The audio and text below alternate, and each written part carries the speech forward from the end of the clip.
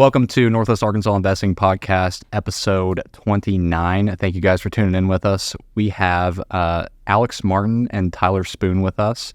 Brandon still, as always. Isaac is out right now still.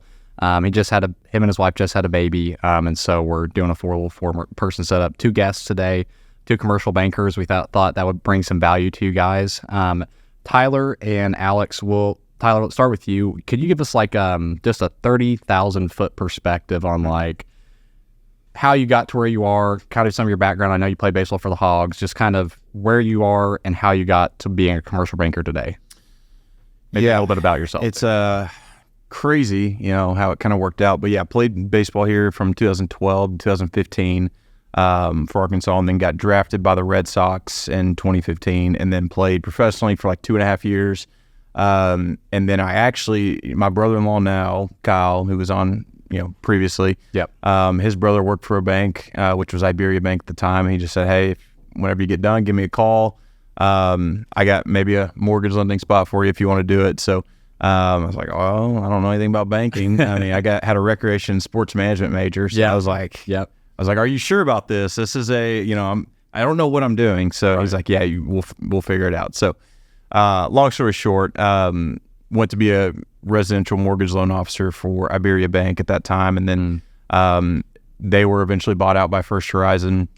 And then basically last year around June, July, Bank of Fayetteville approached me, which is where I currently am, with just kind of an opportunity to be a commercial lender, which, for my family and I was just perfect timing, perfect opportunity, just couldn't turn it down kind of deal. Yeah. I loved First Horizon. They were great. My old boss, Joel Jewell, was the man. It was great to work for. Yeah. But it was just, again, kind of perfect place, perfect time. Yeah. It was the right thing. So long story short, that's how I got into banking. There's not a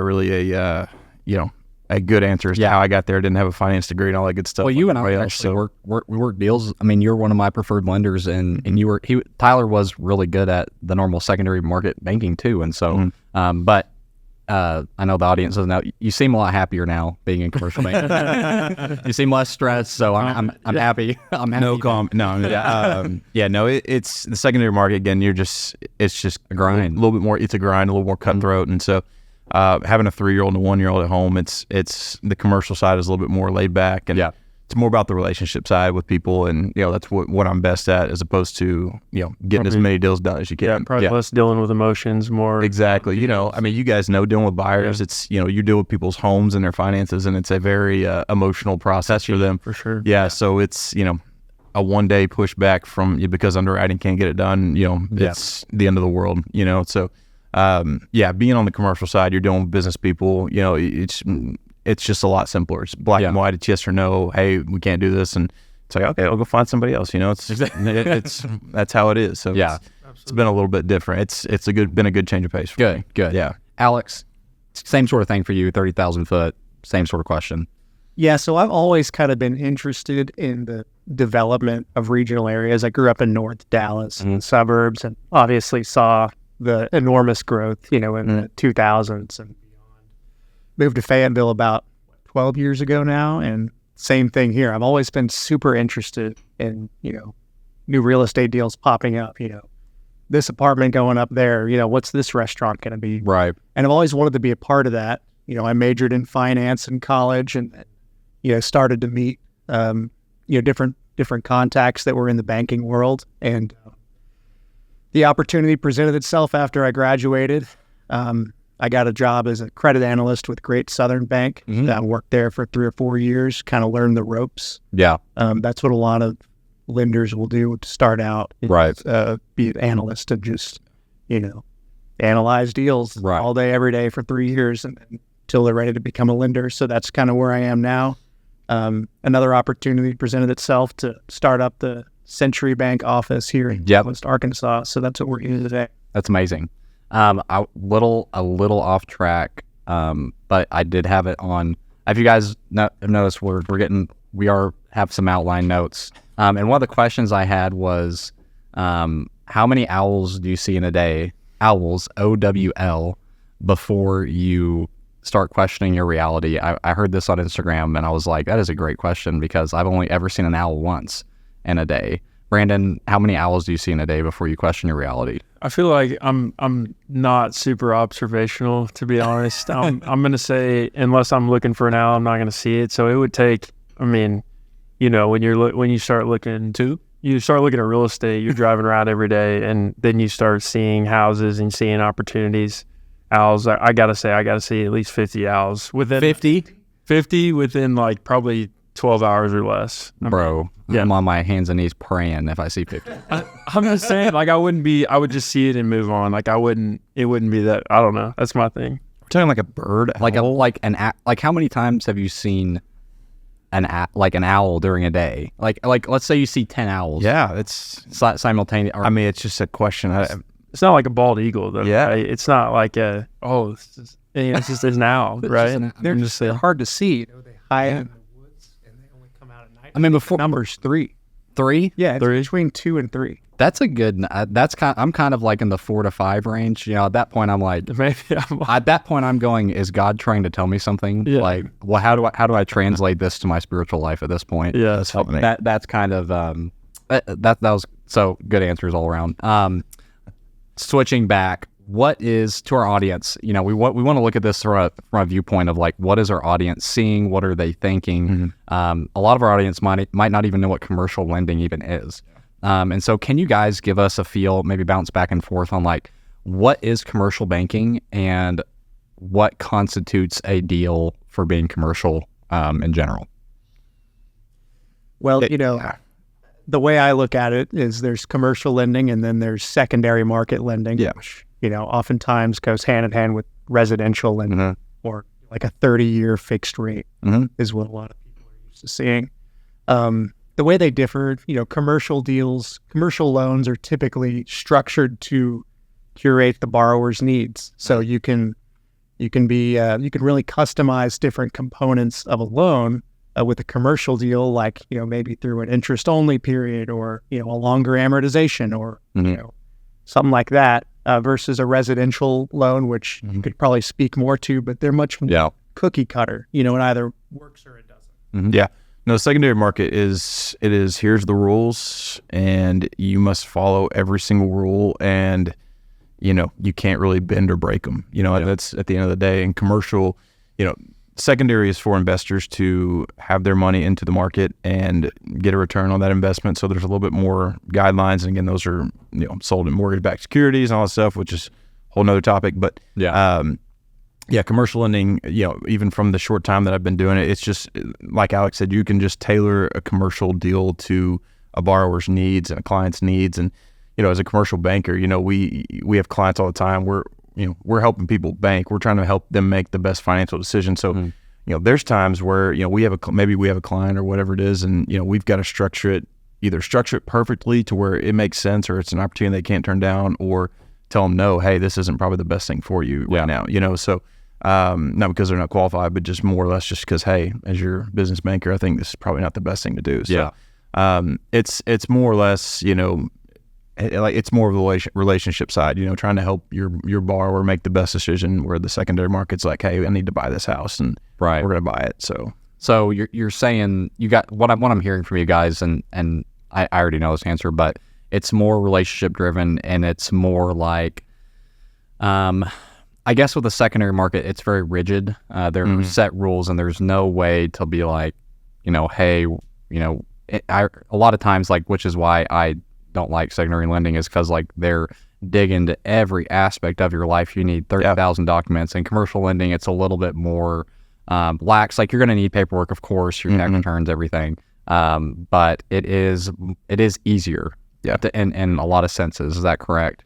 And it seems like there's also creativity in the financing, right? And and a lot of it depends on the deal rather than the person buying the deal, right? Is that kind of what you would say as well? More reliant on the deal rather than the person you're lending to. Yeah, it really is everything can be deal oriented in a way, and just saying, again, we're helping our clients. We're trying to make the best decision for them. So, whether we need to try to look at a certain amortization or a certain interest only, again, and kind of going back to what Zach said, the rules are just, the bank makes the policy, the guidelines. The bank has policies that we follow, and they're not as strict and rigorous as the Government. the secondary market, where it's like, oh, there's a deposit for 33 cents. I need to see where that 33 cents came from. I need to see the receipt. The commercial side is not looking for a 33-cent deposit or whatever it is. So that's what Zach is saying by it's just so much more lax and not as uptight and getting every single document you've ever seen in your life. But it doesn't mean that, we're not looking into a customer's specific finances. Yeah. It still matters. Yes. In a residential, someone's buying a house, that's all you're looking at. Mm-hmm. Because the house doesn't produce it. Right. Commercial, a lot of the times you're buying an income producing property or wanting to get there. So that becomes a factor. Yeah. Yeah. Yeah. It really, it's deal oriented, but it's like you have to know what the backing of this person is. They can't just be a Joe Blow that has a 200 credit score and found this amazing deal. It's like, well, there's some red flags there. Probably going to be some bank policy against that. What do you guys typically finance? Like, for the person listening in, and they're going, hey, I found a 6-unit apartment complex. Is that, or a 6-unit or a 6-plex or something, 10-plex? Is that something you guys do? Something like that? Yeah, and and Alex will attest to this. Every bank is going to have like certain things that they kind of they stay in that lane, and they're really, really good at. We do a lot of stuff. We'll do multifamily properties. I think almost everyone in Northwest Arkansas is going to do multifamily properties. Banks love those. But the construction side, we get into the construction side quite a bit. Whether it's residential properties, you get a builder that is building 30 homes or whatever it is, and we love those, or just commercial building, whatever it is, apartment complexes, hotel, nursing homes, stuff like that. So, but we also, we can get outside the box. We've got a couple random like plane, jet loans, helicopters, stuff like that. So, commercial, the commercial side, again, it's all tailored to the client's need. And, if a pilot came to me and said, hey, I need a Ferrari for my job, I'm going to be like, I don't know if you need a Ferrari for if you need. So it's just one of those things where that's where we've got, as a commercial banker, we've got to help our client and help them make the right decisions. And what do you, because I know you guys do, are you guys more tailored over where you are, where you're like going after a specific asset class, or is it kind of like, hey, multi and single, or you going after single family more, or is there something you're going after more than the other? I think that where we can set ourselves apart is kind of on the investment side. I say we are commercial real estate lenders, and that includes land, office, retail. It includes a number of things, multifamily. We'll do any of that type of stuff. A lot of lenders around here don't like to finance land, but because of our bank and our history, where we're from, we're a lot more interested in land deals than other banks might be. Tyler said that his bank likes to do ground up construction for 30 houses. We would never want to do that because we're a smaller bank. We don't have a construction department to track draws, things like that. Yeah. We're not as tuned to handle something like that. Yeah. So we go after different types of deals. Of course. I think what the audience or someone listening to this should probably be deciphering is, well, the questions I would be asking is like, hey, what do I want to do in the future? And it sounds like I need to talk to multiple people in different commercial banks, and there's people that do different things better. And it does, there's a sense to it. Like there is that like good old boy, I just want to have all my money at one bank, just talk to one person, do whatever. But there is an aspect to like, hey, like we might have they might do land really, really good. And Tyler's going to be honest. Tyler and Alex and good relationships like that, they're going to be honest with you. They'll be like, hey, our land rates aren't good right now. Like that does sound like a better deal. Like, so if I was the audience, I'd be asking myself, what am I looking to do in the future? Another thing we missed was the construction loan side of things. Like commercial banks are great especially for like I'm building 2 to 3 homes a year. It's perfect for that. We get stuff financed. Tyler and I are doing a flip loan right now. It's been extremely simple and easy. And so that's been great. Do you guys, is the construction loan side of things and the flips, is that just something that you process as it comes to you, or are you like trying to find that on both ends? More process as it comes to us. Yeah. Again, we look for we're looking for good deals, and that's what every bank's looking for right now, and so at the end of the day, if a loan can fit within our parameters and our guidelines and our policies, and it's a solid client, solid borrower, we're all for it, so we're very much about, Alex, they don't have an actual bank office here in Fayetteville, right? So for us, we're really heavy into the banking side of things as well, and the loan side is one thing, but the banking side, like, hey, we also want to be your banker as well as your lender, on top of that. So we're looking to, help you as a commercial lender / banker. Yeah. Hey, here's as a banker and, with your finances, here's potentially some options. Here's some, something we could do, something we couldn't do kind of deal. Let's break that down even further. Like for the audience, they may not even be going like, what is I just thought a banker meant all things money wise and what's commercial lending. So like when you say banker, what do you mean by that? So a banker is someone that deposit your money. Yes. Oh, yes. Sorry, I was getting a little deposit your money. Deposit, get your check. Yes. Certificates of deposits and checking, savings, money markets. Retail side. Yeah, the retail side of Come in, things. show your face, say hi. Yeah. Bank teller. Yeah. Talk BS about the week. Yeah. So, but that's what our bank's all about. It's we've been in the community forever, and we want to help people in the community and the banking part of things, and helping them with their finances and their checking, savings, CDs, whatever it is. So, but again, that's just a whole separate world from lending. But for us as commercial lenders, we're kind of in charge of all of it and kind of knowing all the realms and knowing what's best for our clients. Yeah, love that. So for somebody looking to kind of get in and tackle bigger deals, tackle commercial deals as a whole, I think we have a lot of listeners in this space, but how can they gain the trust of a bank, a commercial lender? Is it something that they need to be, like, we have the same deal for two different people, one that deposits often with you all, or maybe one that has never made a deposit with you all. Are those two clients looked at differently, number one, and then number two, how can the client that's maybe coming in out of the blue with a good deal or a deal in general, how can they build up to gain the trust of a commercial lender for each of y'all? Well, so it'd probably be different for us than it is him because, we're just a loan production office. And what that means is we can't take cash transactions. We can't accept deposits at our Fayetteville location. Right. So we're not actually, we don't actually consider the deposits a customer has with us in this market. So pretty much all of our customers are somebody coming from the blue or somebody we have a relationship with that's been limited to a couple of years because we moved here 3 years ago. Yeah. Bank of Fayetteville, how long have they been here for? Yeah, 1987. So coming up on 40 years, a long time. So wow. Yeah, and really for we try to look at every client the exact same. I mean, we want to help you out. We want to help you with your money. We want to help lend you money. We're looking to say, hey, here's our policy, here's our guidelines. We want to help you finance this, 6-unit property or 20-unit property, whatever it is. Buy this commercial property.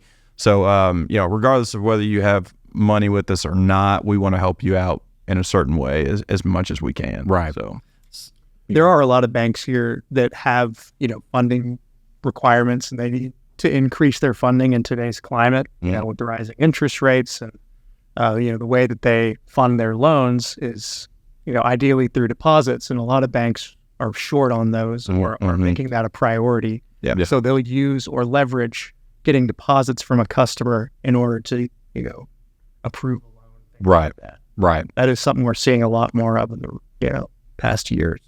Yeah. That's something I personally ran into. I do my banking now with Armstrong Bank, and it's because, I was looking to do 2 or 3 construction loans, and Simmons Bank was like, hey, we're going away from the onesie twosie builders. And I was like, well, I need to build some homes. And so I got connected with Heather Long out of Springdale, and she was like, yeah, we can do one for you. And she was like, I was like, oh, I want to do 2 or 3. So she's like, well, I mean, if you made some deposits, it would help. And then I was like, okay, so made some deposits, got 2 or 3 more loans, which helps a lot. So there are some things like that you can do in commercial banking. I want to switch a little bit to like the deal part of the process and the presentation of that deal. If I am listening and I go, hey, I have this home, or I have this 12-unit apartment complex, how does it differ for you guys with like the presentation of the deal? If someone comes to you and goes, hey, here's the address, what do you think? Versus someone that comes with a picture of it, they have your data, your ROI, here's my projected ROI, worst, best, medium case scenario, here's everything laid out, projected rents, here's what I'm going to do, here's my cap rate before and after. Yep. And, if someone comes to you with all that data, they have a professional thing, how does that affect the process per se, or does it affect the process? It greatly helps. I mean, the more information we have, because us as commercial lenders, we're making decisions on these loans, and these loans are on us, so we've got to make these decisions with all the information we have. And, you having it ready for us is going to help us make a decision quicker. But then at the same time, we've also got, as the lenders, we've got to be careful of the people that have a great presentation, but this isn't a good deal. Yeah. This is bad. Mm-hmm. So, our job is to, mitigate everything and just see, okay, just try to read as much as we can, see everything we can. And, if it's someone like you, I could shoot you straight and be like, Zach, this is not a good deal. Yeah. But there are people out there that just come straight to you and say, hey, here's the deal. This is exactly everything I'm getting, but you get to digging deeper and you start to find some things, and you're like, what about this? And what about this? And so, to answer your question, it really helps us. It helps us make the decision, but at the end of the day, we've got to do all our research as well. And can't just fully rely on like, here's what I found. We cannot rely on the client. Pretty for sure. Exactly. Yeah, I see a lot of folks in this market that are as prepared as they can be, but a lot of times that's, as a banker, it's our job to determine whether or not a borrower is qualified for a loan. Mm-hmm. It's not their job, for us to determine that. So I think that it does help, and it makes the process easier for both parties. Uh-huh. But at the end of the day, it's our job to ask the right questions. Yeah. Look back at 2008, where banks were just proving everything. Yeah. Yeah. Well, I mean, I think if I come to you guys and I go, time and time again, I have a professional presentation and I bring deals over and over and over again, that's like, hey, this is either really close to penciling or this is a good deal. Mentally and subconsciously, you start going, hey, every time Zach brings us something, it's usually good. And so you're going to get, audience, you're going to get more time and attention of your commercial bankers' time if you're bringing them good quality deals. Underwrite the deal. Underwrite means run the numbers, basically, before you're just sending your commercial bankers just crap. Like you want them to subconsciously, when they see your number ring, they want to go, yeah, I want to answer that. That could be a deal, instead of, gosh, like he just sends me crap all the time. Yeah. The banker's they're going to run their own numbers. Yes. Yeah. They're not just going to look at your numbers and say, that looks good. Yeah, looks good. That's the 09 right there. Yeah. They're going to have their own opinion on what it's worth, and unless they're not doing their job right. Exactly. Brandon? No, I was just curious. So on that topic too, like what are some of the top, maybe the first things that you assess when a deal comes across your plate? Just kind of to segue off that. Good question. It's the value of the property. Yeah. And it's the equity the borrower has in the deal. Mm-hmm. We want to see, you've got your loan to value, which sometimes there can be some appraised equity up front, but you want to see some skin in the game from the customer too. Yeah. I'd say that's number one for me. Yeah, no, I agree. I mean, the value is definitely something we run into a lot, and the skin in the game part is huge. It's one of those things. The more you can have skin in the game, the more the bank likes the loan. At the end of the day, and that's just that's going to be standard across kind of all banks. But there's certain things. Rental properties, you want to look for rental income. You look for we start evaluating properties in the area. What do they roughly rent for? All this stuff. So. again, it's just part of the nitty gritty of being a commercial lender. And the good thing too is you get to a point where if it's a certain loan, you're going to have, like Alex and I both have people that are also checking our work. So it's not like a deal where, hey, if we like overlook something, then you're screwed. So we've got market president and my loan assistant, processors. They're all phenomenal. Where it's like, hey, dummy, like what are you doing? It's they're really good about that and just keeping me in check and just let me know like, hey, this is, I don't think this is great. Right. So See, it seems like skin in the game has changed quite a bit, even over the last year. You even think back to like there used to be books for me growing up that my dad had, like how to buy real estate, no money down, and all that kind of stuff. Like that has even transitioned to maybe during COVID, it opened up a little bit. Maybe there was more equity, less skin needed in the game. And then you get into this last year where rates are higher. Did you all see just in general, on deals that were brought to you, was there more skin needed in the game? Did somebody need to bring, in some cases, 50% down where they in the past maybe only needed to bring 25 to 30% down? And we can be general here, but just curious. There's a lot of deals like that where, especially with higher rates, where the deal just doesn't cash flow unless you have 40, 50% down, and so there's certain situations like that where, the client themselves, a lot of them are making that decision where it's like, well, shoot, instead of 20% down at 3% and this cash flows by, $1,000 a month, whatever it is, now this with 40% down at 8%, it's cash flowing $100 a month. So, just stuff like that where we're seeing, and that's where we get to this point where you get, there's a lot of properties out there, and I'm trying to be careful, but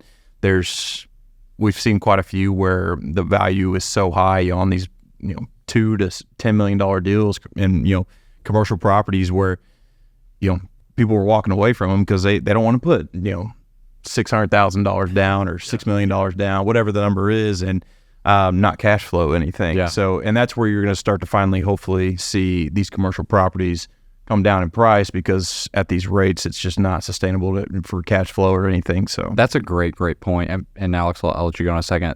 That what you touched on there, which is what we came on to with the Candlelight deal, which was 56 units. We got under contract with a client of mine for I think it was like 6.9 or 6, somewhere in there. But then we were trying to make it work with like a break even, and my client was like, I can't bring, one of the banks evaluated it at like 4.5, which he needed to bring like another $1 million cash to the table, and he was like, it's just not going to happen. And we presented everything to the selling side and was like, any bank's going to view this as this. Like I was like, okay, cool. It may be another year before they go, hey, we're actually going to lower to 4.5. We're going to come off our 6.5 to 4.5. But I think there should be a period of like those big commercial properties coming down a little bit, because in this case, this guy bought it for like 4 years ago, and now he's trying to sell it for like 6.9. I mean, I was just like, how much money do you want, dude? What do you want? So switching a little bit, did you have something? No, okay. What are, like, if I am a client coming to you guys, what's like 3 or 4 things, like immediately I found a property that I can have ready for you guys? Like maybe 3, 4, 5 different things like that you guys want to see or me have some knowledge about that you can go, hey, if you cross-reference this and it was good, like you'd be happy about that. Like what are some things you would like to see? Maybe like rents or ARV or... ARV is not a metric that I usually take into consideration when somebody's sending it to me. I do look at rents. I'm going to look at comps in the area. I'm going to look, probably one of the first things I'm going to look at is, you and your cash flow, and how can you support this monthly debt payment if there were no... Worst case scenario. Right. If there's no income coming in, what is, are you a doctor? Do you make $450,000 a year and it's not a problem? Yeah. Or, are you a janitor who can't afford it at all? Yeah. That's a big one. Tyler, is there anything that, like, if I were to come to you and go, here's this property, and then I'm just trying to think, like, maybe the rent's ready, and then I had an estimated sheet from a contractor that said, here's my estimated repair value to get this thing up to par? Like, are there a few things that come to mind off the bat?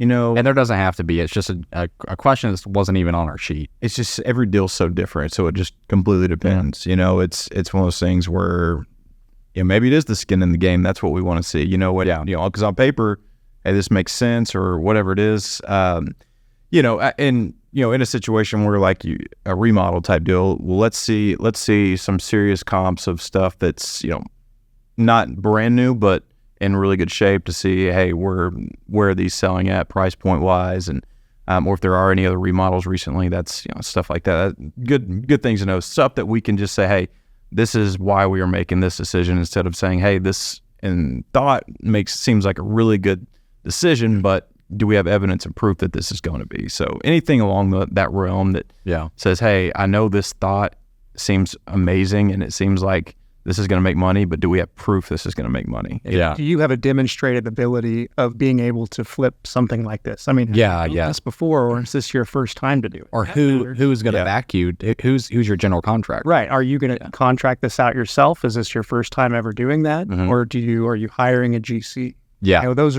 That's important context, I think. Yeah. Very, very, very important. Brandon? Yeah, no, it also, I guess, sounds like having a financial statement ready is probably an important thing for you. Oh, yeah. And whatever, especially in your business where it sounds like you have new customers often, maybe, and that's probably the first question you ask, right? Hey, can you send me a financial statement? And going a step further, something I love seeing in my customers' financial statements is a schedule of their real estate they own. And that would include their loan information.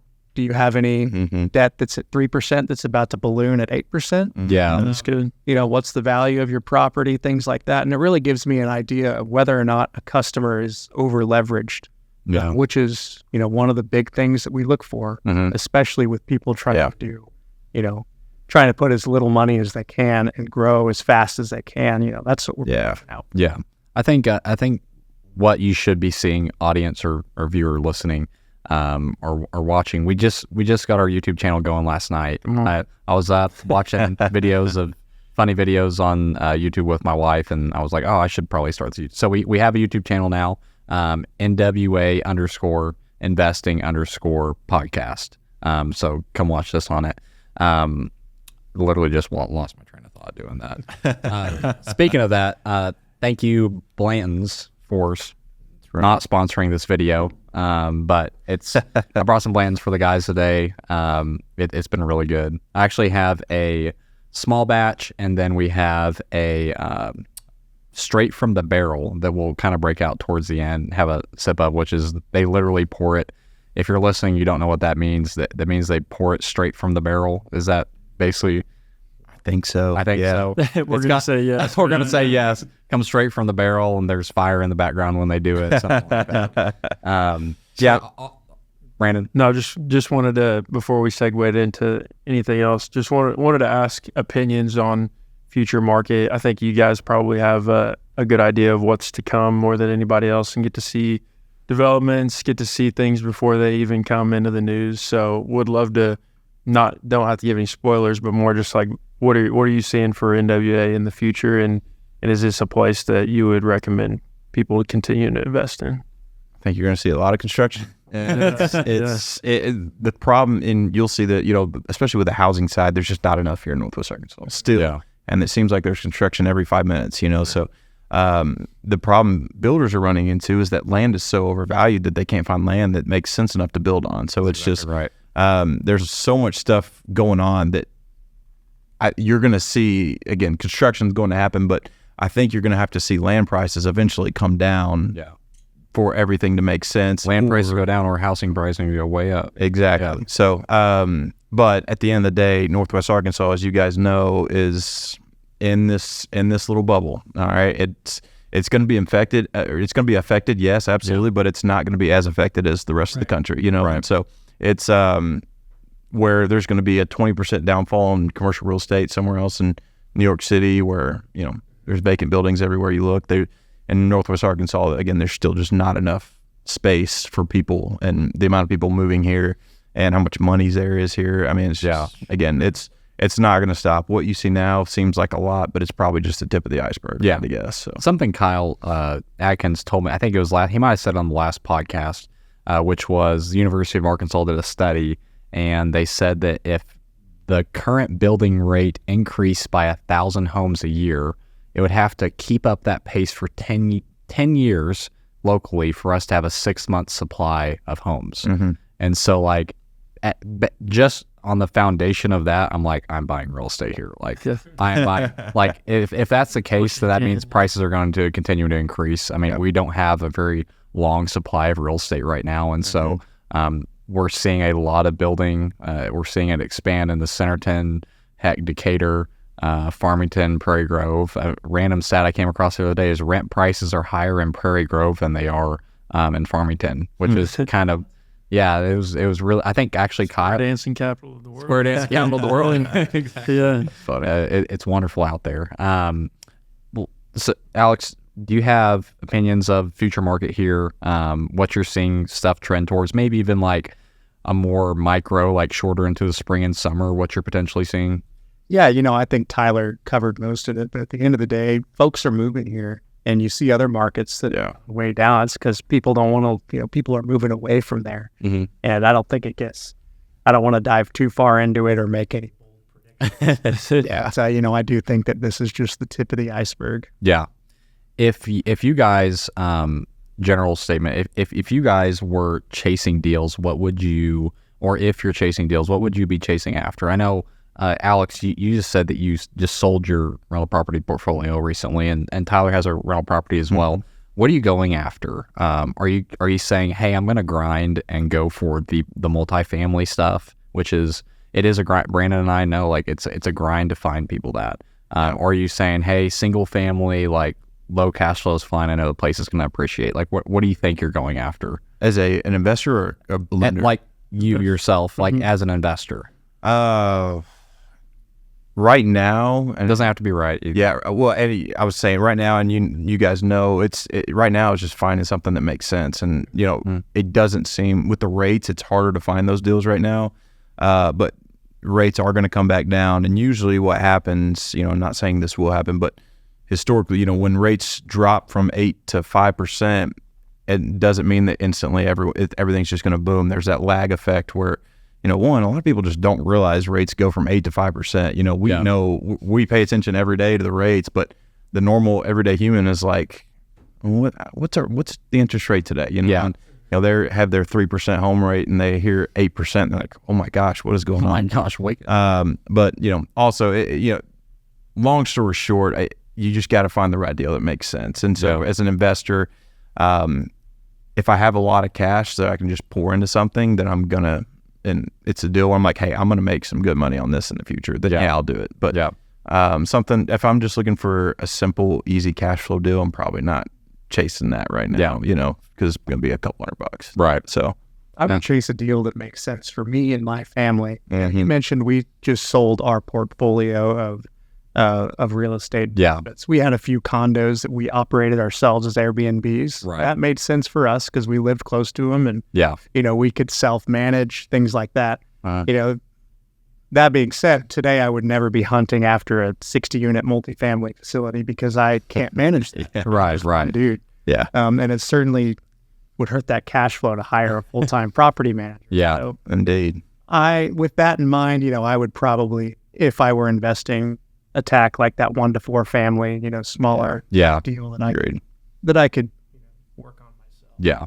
That's what so me personally, like I'm seeing, there's some people pushing you away in general from like low cash flow kind of things. Yeah. And I'm personally saying I'm willing to take the risk on the low cash flow because I'm believing in the area. Now there's risks to that. I think there's risks to real estate in general. And so I'm willing to take that risk, and I'm willing to take the jump with my capital on the risk of the single families in this area that are cash flowing $300 a month. I think I have 3 that are cash flowing $300 a month. Mm-hmm. My others are cash flowing more. But I'm willing to take that risk another 15 times until I hit that goal. That, hey, even if worst case scenario, property taxes increase and I gotta put a little money towards that. every month, like it probably going to end up better than the stock market. Like, and I, believe it or not, like I'm meeting with a financial advisor here in 2 weeks to talk about index funds. Believe it or not, I'm talking about index funds here in 2 weeks. Wow. Kind of start like exploring that avenue. You're going to become a banker before long. I know. Well, believe it or not, I even got Tory to go. So Not as good. you got as good. Yeah, it really, I mean, a big part of all this is like, you know, the real estate thing, you know, talking about index funds, like the real estate thing was like, I had to create a PowerPoint for my wife to be like, hey, real estate, this is the way. And she was like, Same. no, it's not. No, it's not. And I was like, and something I always tell men is, hey, it's not that our idea is wrong. It's that we're not being an effective communicator. And if we take that approach to our wives and go, hey, we're not communicating this effectively, then we go back to the drawing boards and like, how do I sharpen this to like get to like where she understands, because I must not understand it enough if I'm not communicating it well enough. Yeah. And so I go back to drawing boards and then I push that. Then I created a PowerPoint, which is how she expresses how she obtains knowledge and stuff. Yeah. And she was like, all right, that sounds good. That works. And it's going to be the same thing, I think, with index funds as I start like exploring that option, because you want to diversify. I mean, you don't want to have, I'm just thinking worst case scenario in 30, 40 years, if let's just say University of Arkansas says, forget Fayetteville, we're going to Little Rock, and Walmart goes, Cincinnati, Ohio sounds awesome. I mean, who knows? Now, I'd hate to have all my eggs, all my money for the last 30, 40 years in one basket. I don't think it's a high risk here at all. Like those things aren't leaving, but I'd love to be diversified a little bit. And that's something that we just kind of segued into how to communicate to your wife, kind of commercial banking, communicate with your wife, kind of hand in hand. But I think we basically covered everything. How would you guys rate the Blantons on a scale of 1 to 10? Bland's rate is like a 10. It's up there. Am I allowed to say 10? Yeah. I don't know. Yeah. Are we doing like the Portnoy? Is it the Portnoy scale? Well, we'd like to try the barrel. I think one of the big things with Blantons is being able to see the beautiful design of the bottle. Of the grenade. Being able to look at it. So we're going to segue into the tasting different parts. So this is big. If you guys don't see this, so this is this is straight from the barrel, so it's a little darker, and this is like small batch. And so I think small batch means they filtrate it a little bit. It's going to be a lower proof. Like proof on this is 93 proof. So like for whiskey, that's like, it's not going to burn you. That means it's basically not going to burn you as much. But like a straight from the barrel, this is 127 proof. And so it's getting up there with like, call the Uber after this podcast. Well, I mean, we're not I'm going to have very kidding. much, but like a stag whiskey is like 130, which is like the most I've ever had. And it's like, you need to drink like, I've been watching too many YouTube videos.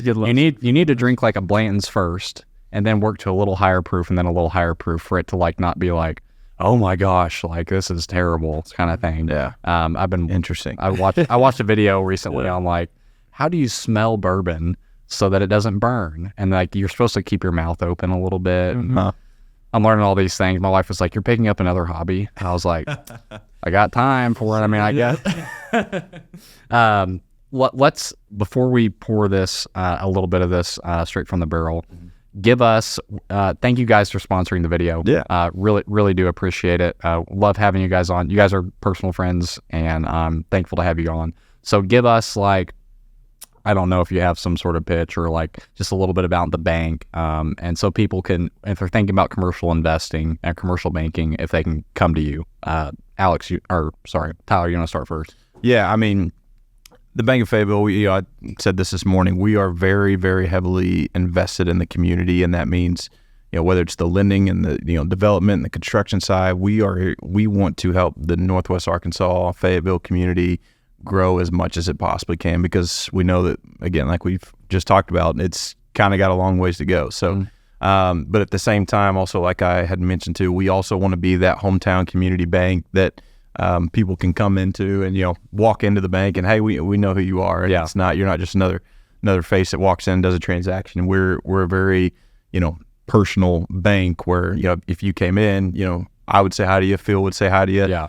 it'd be one of those deals. That's kind of how we operate. So Right. we're just kind of trying to invest in the community, and Alex and I, we bounce stuff off of each other. So there's going to be commercial bankers are not enemies. We try to get ideas from each other, and try to help each other out in any way we can, kind of deals. So Secondary market lenders may be enemies. they're close. Although Phil's a good dude. So Phil's so, great. Phil. but most of them, yes, yeah, no, secondary market that's a whole nother podcast. So, but yeah, I think Alex and I would both say we're both very interested and invested in like the development of Northwest Arkansas. Yeah, and again, there's so much to go. So, Alex. Century Bank of the Ozarks. We've been family owned since 1894. We're based out of the Mountain Home area. So we're kind of there in the heart of the Ozarks. We recently expanded to Fayetteville about 3 years ago. And if you're looking to invest in real estate locally, if you're looking for something, a loan structure that favors cash flow, through longer amortizations or, other components, I think that we're your guy. Yeah. We can make decisions pretty quickly because we're a very small bank. With us, the decision-making process is as easy as myself calling the CEO, who I talk to multiple times per day. And, for a lot of other banks, it's, hey, we got to have our loan committee. We got to go through 3 different levels of approval. That can be a headache for a lot of people. Right. So I think that's what sets us apart from some of the other banks. But yeah. That's great. Amazing. Thank you guys for having us on. Brandon, do you have any last points? I don't know. I appreciate both of y'all coming in, and always love to kind of learn what y'all are seeing on the commercial side. It's a space that I want to invest my money in the future, and I think the deals make a lot more sense in my head than buying residential investments. And so I love the ability to kind of make deals grow and add value to deals, and that's we can go into that more in the future. But just thankful for both of y'all to kind of show a little bit of piece of that and what y'all do and how y'all do it differently than one another too. So a lot of business to be had in Northwest Arkansas, and Indeed. Y'all know that, and so you two could be doing the same thing and never run into each other. That's how big even our small area is. So Exactly. anyway, we appreciate both of y'all though. Yeah, and thank you guys for having me. yeah, Of course. This is my first time doing something like this. Well, congratulations. It's pretty. It's pretty easy. You get a free glass of bourbon with your first time. First time doing that too. It's our first time doing this. It's just at a Wednesday afternoon is my Friday afternoon, so I was hard on like, hey, we should do bourbon, right? Like we should do like. I'll forget you realtors are on that. Today's my Friday afternoon, so I'm like, all right, Tori works for DR Horton, so Thursday and Fridays are our off day, which are my off days in nature, which we found. So thank you guys for coming on. We'll pour this in a minute, but thank you for tuning in to episode 29. 20. We're just gonna say 29. Yep. I think it's 29. Appreciate you guys. Love you guys. Love you guys.